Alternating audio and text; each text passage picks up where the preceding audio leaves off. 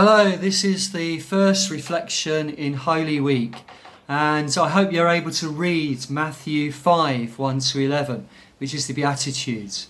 I'm going to read one from the message for this day, and we're looking at Matthew 5, verse 3. Blessed are you when you're at the end of your rope.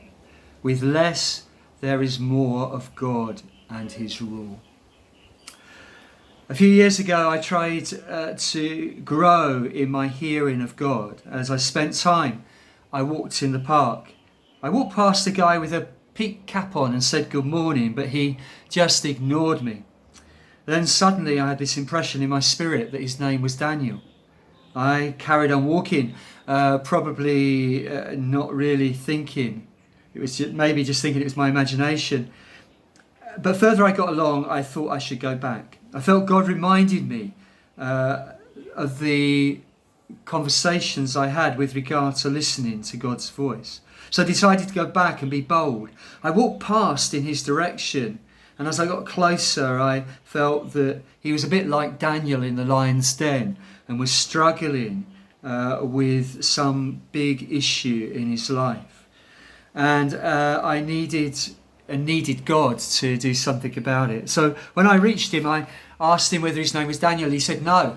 I felt a bit embarrassed, but I still pressed on and decided to say, I believe that death is encroaching upon you and you're in despair. When I said that, he looked shaken and asked how possibly could I know about that? And I said that I didn't, but that God did, and that God had revealed that to me.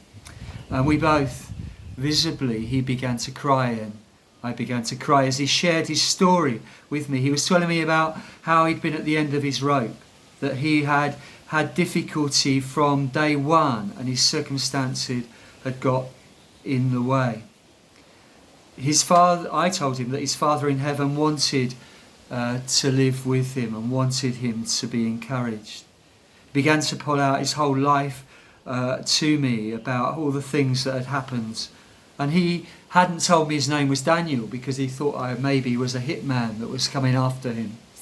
We shared the love of the Father, and then we went to a coffee shop and had marmalade on toast and coffee, and we experienced talking to God together.